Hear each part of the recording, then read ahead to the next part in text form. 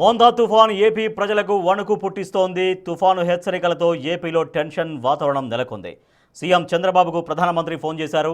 తుఫాను పరిస్థితిపై ఆరా తీశారు. కేంద్ర సాయం పూర్తి స్థాయిలో ఉంటుందని భరోసా ఇచ్చారు. తుఫాను ప్రభావంపై సీఎం మంత్రులతో పాటు అధికారులతో రివ్యూ నిర్వహించారు. తీసుకోవాల్సిన జాగ్రత్తలపై చర్చించారు.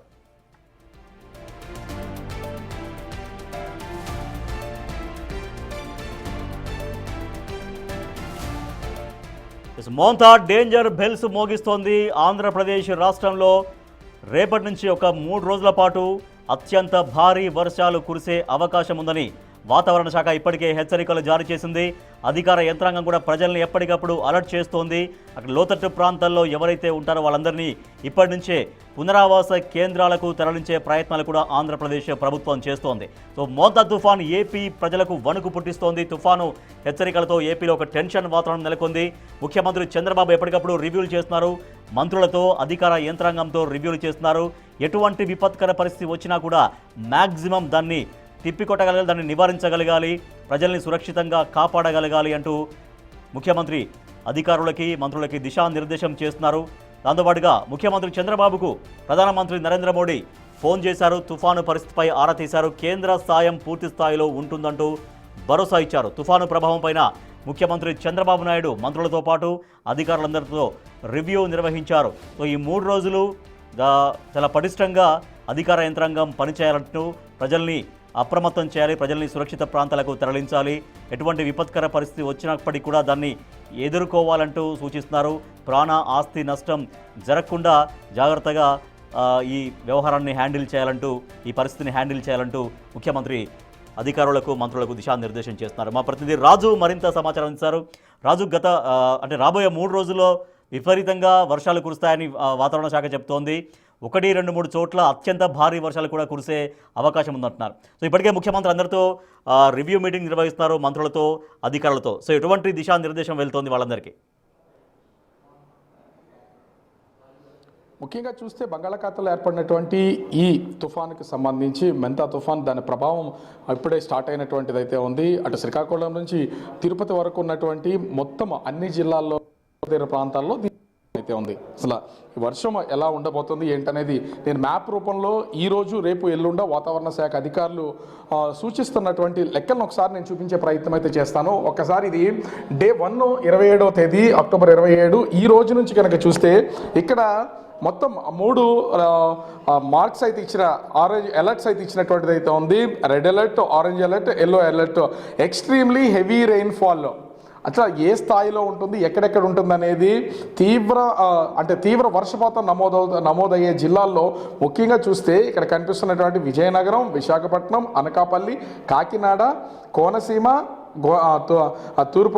పశ్చిమ గోదావరి, కృష్ణా, గుంటూరు, బాపట్ల, ప్రకాశం, పొట్టి శ్రీరాములు, నెల్లూరు జిల్లా ఈ జిల్లాలకు సంబంధించి హెవీ రైన్ఫాల్ నమోదయ్యే అవకాశం ఉందనేది వాతావరణ శాఖ అధికారులు అయితే హెచ్చరికలు జారీ చేస్తున్నారు. ముఖ్యంగా చూస్తే అటు శ్రీకాకుళం, విజయనగరానికి సంబంధించి కొంత భాగం, పార్వతీపురం, మన్యం జిల్లా, అల్లూరు సీతారామరాజు జిల్లా, ఏలూరు, ఈస్ట్ గోదావరి, ఎన్టీఆర్, పల్నాడు, నంద్యాల, వైఎస్ఆర్ కడప, అన్నమయ్య, తిరుపతి, చిత్తూరు ఈ జిల్లాల్లో heavy to very heavy rains పడే అవకాశం అయితే ఉంది. ఇప్పటికే ఈ సముద్ర తీర ప్రాంత జిల్లాలకు సంబంధించి మొదటి రోజు కావడంతో అన్ని జిల్లాల్లోనూ భారీగా వర్షాలు కురుస్తున్నటువంటిది అయితే ఉంది. ముఖ్యంగా చూస్తే ఇది డే 2కి సంబంధించి అంటే రేపు సముద్రం ఇప్పుడు తుఫాను తీరం దాటడానికి 2వ రోజు 28వ తేదీ అక్టోబర్కి మాత్రము చూస్తే మొత్తం మ్యాపింగ్ అంతా కూడా మారిపోయినటువంటిది అయితే మనం ఇక్కడ విజువల్లో కూడా చూడొచ్చు. ఎందుకంటే స్టార్టింగ్లో అంటే ఈరోజు కొన్ని జిల్లాలకు సంబంధించి ఆరెంజ్ అలర్ట్ ఉన్నటువంటిది ఉంది. కానీ అటు శ్రీకాకుళం నుంచి ప్రకాశం డిస్టిక్ వరకు మొత్తం అంతా కూడా భారీ వర్షాలు కురిసే అవకాశం ఉన్నట్లుగా విశాఖ వాతావరణ శాఖ అధికారులు అయితే సూచిస్తున్నటువంటిది అయితే ఉంది. మొత్తము ఇది ఐఎండీ నుంచి వచ్చింది. భారత వాతావరణ శాఖ ఈ మ్యాపింగ్ అయితే ఫైనల్గా రిలీజ్ చేసినటువంటి ఈరోజు వాతావరణానికి సంబంధించి ఒకసారి చూస్తే శ్రీకాకుళం, పార్వతీపురం, విజయనగరం, విశాఖపట్నం, అనకాపల్లి, అల్లూరు జిల్లా, కాకినాడ, అదేవిధంగా కృష్ణా, గుంటూరు, ఎన్టీఆర్, పల్నాడు, బాపట్ల, ప్రకాశం ఈ జిల్లాల్లో భారీ నుంచి అతి భారీ వర్షాలు కురిసే అవకాశం ఉన్నట్లుగా తెలుస్తున్నటువంటిది అయితే ఉంది. పొట్టి సంబంధించి అన్నమయ్య తిరుపతి జిల్లాలకు సంబంధించి హెవీ రైన్స్ కురిసే అవకాశం అయితే ఉంది. ఇంకా డే 3కి సంబంధించి 29వ తేదీన తుఫాను తీరం దాటే అవకాశం ఉన్నటువంటి నేపథ్యంలో తీరం దాటిన తర్వాత కొన్ని జిల్లాలకు మాత్రమే ఈ వర్షానికి సంబంధించినటువంటి అలర్ట్ని జారీ చేసినటువంటిది అయితే ఉంది.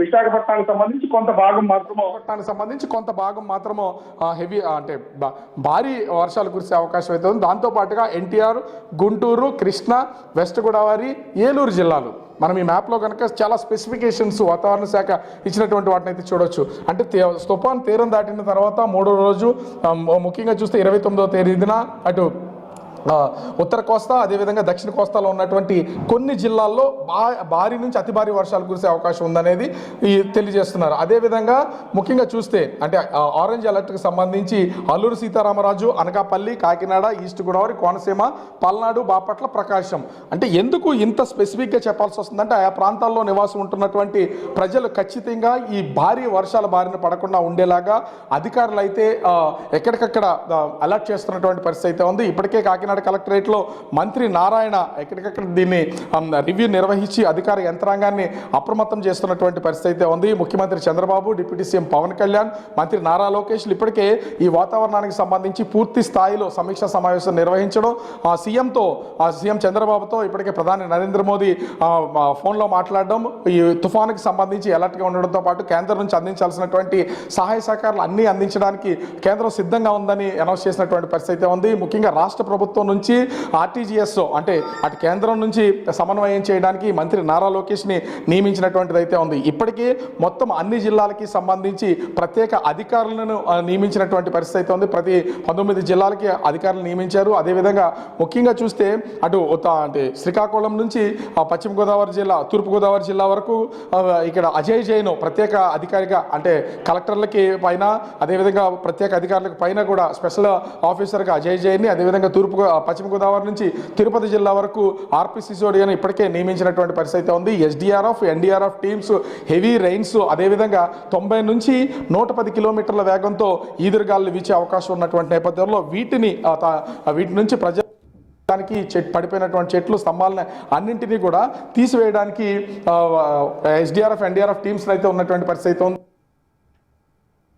28వ తేదీన ఒకసారి కనుక మనం గమనించి చూస్తే ఉన్నటువంటి రెడ్ మార్క్ మొత్తాన్ని ఒకసారి మనం గమనిస్తే ఆయా జిల్లాల్లో ఈదురుగాలులు అదేవిధంగా వర్షపాతం తీవ్రత ఏ స్థాయిలో ఉందో దీన్ని బట్టే అర్థం చేసుకోవచ్చు. ముఖ్యంగా ఇప్పుడు దిశ మారుతున్నటువంటిది అయితే ఉంది. ఇప్పటి వరకు కాకినాడ తీరంలో ఇది కాకినాడ ప్రాంతంలో ఇది తీరం దాటే అవకాశం ఉందని వాతావరణ శాఖ అధికారులు అంచనాలు వేస్తున్నా ఇది కాకినాడ నగరం నుంచి అయితే ఇటు తుని వైపు కానీ లేదా కోనసీమ వైపు కానీ కోనసీమకి సంబంధించి అమలాపురం ఈ ప్రాంతాల్లో కానీ ఇది తీరం దాటే అవకాశం అయితే ఉంది. ఎందుకంటే క్షణక్షణం దీన్ని రూపు మార్చుకుంటూ వెళ్తున్నటువంటి పరిస్థితి అయితే ఉంది. ఈ నేపథ్యంలోనే మొత్తం దాదాపుగా చూస్తే 269 పునరావాస కేంద్రాలను ఏర్పాటు చేయడంతో పాటు 30 మంది టీంతో ఎన్డీఆర్ఎఫ్ టీమ్స్ని అదేవిధంగా 50 మంది ఎస్డీఆర్ఎఫ్ టీమ్స్ని కాకినాడ పరిసర ప్రాంతాల్లోకి అందుబాటులో ఉంచినటువంటి పరిస్థితి అయితే ఉంది. జేసీబీలు, ట్రాక్టర్లు, జనరేటర్లు అందుబాటులో ఉంచారు. ఇంచుమించుగా ఇప్పటికే దాదాపుగా 140 మంది గర్భిణీ స్త్రీలని ఐడెంటిఫై చేసినటువంటి నేపథ్యంలో వాళ్ళని అయితే హాస్పిటల్కి పంపించినటువంటి పరిస్థితి అయితే కనిపిస్తుంది. ఇంచుమించుగా 616 బోట్లను ఇప్పటికే ఆ సముద్రం నుంచి చాలా వరకు, ఎందుకంటే సముద్రంలో వేటకు వెళ్ళినటువంటి వాటి అన్నింటినీ కూడా తీరాలకి పంపించినటువంటి పరిస్థితి ఉంది. కొన్ని ప్రాంతాల్లో 29వ తారీఖు వరకు అన్ని ప్రభుత్వ, ప్రైవేటు అంటే స్కూల్స్ దగ్గర నుంచి డిగ్రీ కాలేజీ వరకు అందరికీ పరిస్థితి కనిపిస్తుంది. ముఖ్యంగా ఇప్పటికే స్తంభాలు ఎక్కడన్నా దాదాపుగా 90 నుంచి 110 కిలోమీటర్ల వేగంతో ఈదురుగాలు వీచే అవకాశం ఉన్నటువంటి నేపథ్యంలో కరెంటు స్తంభాలన్నీ కూడా కూలిపోయే అవకాశం ఉంటుందని ఒక అంచనా వేస్తున్నారు. దీనికోసం దాదాపుగా 1000 స్తంభాలకు పైనే అందుబాటులో ఉంచినటువంటి పరిస్థితి కనిపిస్తుంది. అంటే ఎక్కడికక్కడ రాష్ట్ర ప్రభుత్వం ఇప్పటికే అన్ని ఏర్పాట్లు తెలుస్తుంది. ప్రధాని నరేంద్ర మోదీ సీఎం చంద్రబాబుకి ఫోన్ చేసి కేంద్రం నుంచి పూర్తి సహాయ సహకారాలు అందిస్తామని చెప్పినటువంటి నేపథ్యంలో అధికార యంత్రాంగం అంతా అప్రమత్తమైనటువంటి పరిస్థితి ఉంది. డిజాస్టర్ మేనేజ్మెంట్ కూడా కొన్ని సూచనలు అయితే చేస్తున్నాయి. చెట్ల కింద దయచేసి ఎవరు ఉండొద్దని చెప్తున్నారు. అదేవిధంగా బిల్డింగులు, పాడుపడినటువంటి బిల్డింగుల దగ్గర కూడా ఎవరు ఉండొద్దని హెచ్చరికలు జారీ చేస్తున్నటువంటి పరిస్థితి ఉంది. వర్షాలకు సంబంధించి అటు శ్రీకాకుళం నుంచి అటు ముఖ్యంగా చిత్తూరు వరకు కూడా భారీ వర్షాలు ఈ రోజు, రేపు, ఎల్లుండి కురిసే అవకాశం అయితే కనిపిస్తుంది. రాజేష్. రైట్, థ్యాంక్ యూ రాజు. మోంతా తుఫాన్ ఏపీలో డేంజర్ బెల్స్ మోగిస్తోంది. ఇదో ముఖ్యమంత్రి చంద్రబాబు మంత్రులతో అధికారులతో ఎప్పటికప్పుడు రివ్యూస్ నిర్వహిస్తున్నారు. ఈ మోంతా తుఫాను ఎఫెక్ట్ ద్వారా ప్రజలు ఇబ్బంది పడకుండా, ప్రాణ నష్టం జరగకుండా ఎవరైతే లోతట్టు ప్రాంతాల్లో ఉంటారో వాళ్ళందరినీ సురక్షిత ప్రాంతాలకు తరలించాలని సో ఆ ప్రక్రియ ఇప్పటికీ ఆల్రెడీ కొనసాగుతోంది. సో ఎవరు కూడా ఈ ఎఫెక్ట్లో ఇబ్బంది పడొద్దంటూ సో దానికి సంబంధించినటువంటి ఎప్పటికప్పుడు అలర్ట్స్ ప్రజలకు అందించాలంటూ అధికారులకు సూచిస్తున్నారు ముఖ్యమంత్రి చంద్రబాబు. ప్రధానమంత్రి నరేంద్ర మోడీ కూడా ఏపీ సీఎం చంద్రబాబుతో ఫోన్లో మాట్లాడారు. కేంద్ర సాయం విషయంలో ఎప్పుడూ కేంద్రం ముందుంటుంది సాయం అందించడంలో, కాబట్టి కేంద్ర సాయం పూర్తిగా ఉంటుంది అంటూ ఒక భరోసా కూడా ఇచ్చారు ప్రధానమంత్రి నరేంద్ర మోడీ. సో రేపు ఎల్లుండి తర్వాత తర్వాత 2 రోజులు కూడా అత్యంత భారీ వర్షాలు కురిసే అవకాశం ఉంది మోంతా తుఫాను నేపథ్యంలో అంటూ అధికారులు హెచ్చరికలు జారీ చేస్తున్నారు వాతావరణ శాఖ అధికారులు. దీంతో ఏపీ ప్రభుత్వం పూర్తిగా అప్రమత్తమైంది. ముఖ్యమంత్రి చంద్రబాబు ఎప్పటికప్పుడు రివ్యూస్ నిర్వహిస్తున్నారు. సో ఈ పరిస్థితిని చాలా జాగ్రత్తగా హ్యాండిల్ చేయాలి అంటూ మంత్రులకు అధికారులకు దిశానిర్దేశం చేస్తున్నారు, పలు సూచనలు ఇస్తున్నారు ముఖ్యమంత్రి చంద్రబాబు.